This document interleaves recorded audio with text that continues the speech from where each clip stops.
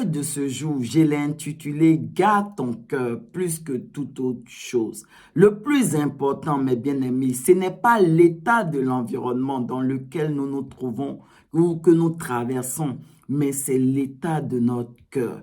Et le livre de Proverbes 4 nous exhorte à garder notre cœur plus que toute autre chose. En d'autres mots, à garder dans notre cœur que la parole de Dieu, de sorte que notre cœur devienne la véritable arche de l'alliance, le cœur de Dieu. Souvenez-vous de la verge d'Aaron. La Bible nous enseigne dans le livre de Nombre 17 que la verge d'Aaron, le bâton d'Aaron en quelque sorte, qui avait été déposé devant l'arche de l'alliance, ce bâton sec a fleuri.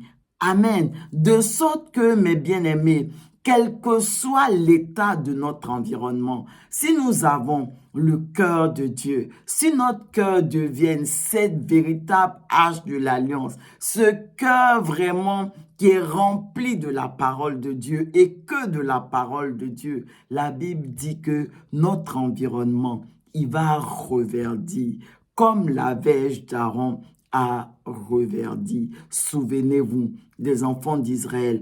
En réalité, ils ne sont jamais sortis du désert, mais ils sont simplement arrivés à un niveau de leur obéissance à Dieu où leur cœur est devenu le cœur de Dieu, la véritable arche de l'alliance.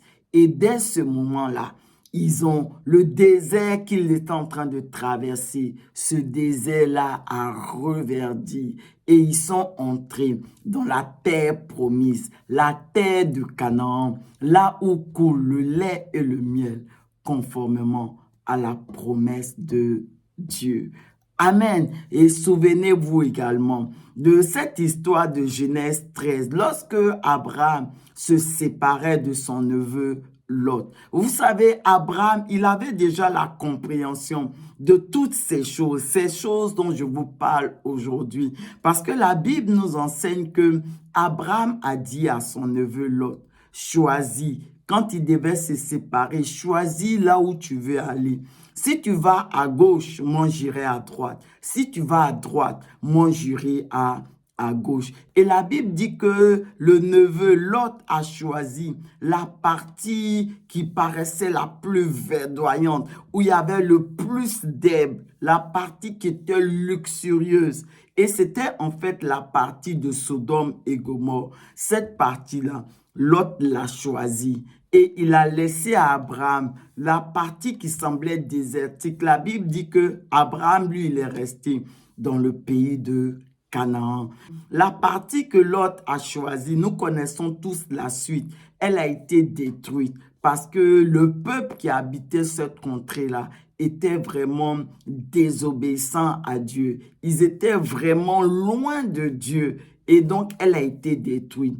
Abraham est resté dans le pays de Canaan. Il a parcouru ce pays en long et en large pour le posséder. Et plus tard, c'est ce pays-là, parce qu'Abraham l'a possédé, c'est ce pays-là que les descendants d'Abraham, le peuple d'Israël, va recevoir en héritage, comme par rapport à la promesse que Dieu avait faite à Abraham. Et ce que j'aimerais aussi vous faire remarquer, c'est qu'on comprend alors que depuis l'instant où ils sont entrés dans le désert, qu'ils ont traversé la mer Rouge et ils sont entrés dans le désert, en réalité, ils étaient entrés dans la terre de Canaan.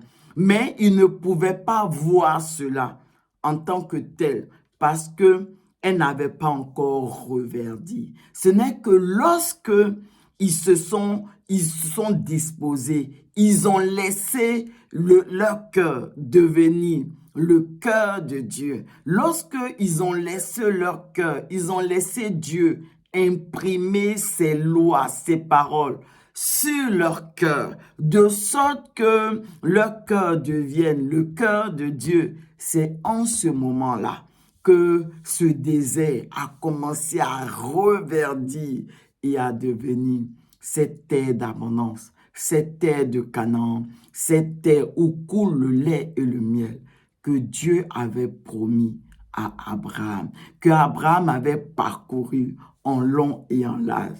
Et c'est dès ce moment-là qu'ils l'ont reçu véritablement. Et ils sont entrés dans cette terre de Canaan et ils l'ont possédé parce qu'ils avaient le cœur de Dieu. Leur cœur était devenu cette véritable arche de l'alliance. Amen. Quel est l'état de ton cœur? Élevons la voix et prions ensemble. Seigneur, en ce jour encore, nous t'apportons nos cœurs. Ce que nous voulons, ce que nous désirons, c'est ton cœur. Donne-nous ton cœur. Viens écrire tes paroles, les paroles de la vie, tes lois dans nos cœurs, de sorte que nos cœurs deviennent cette véritable arche de l'alliance, ton cœur. Et de sorte que, effectivement, quel que soit l'état de l'environnement que nous sommes en train de traverser ou dans lequel nous nous trouvons, que notre environnement puisse reverdir et fleurir comme la verge d'Aaron. Merci Seigneur Jésus. Amen.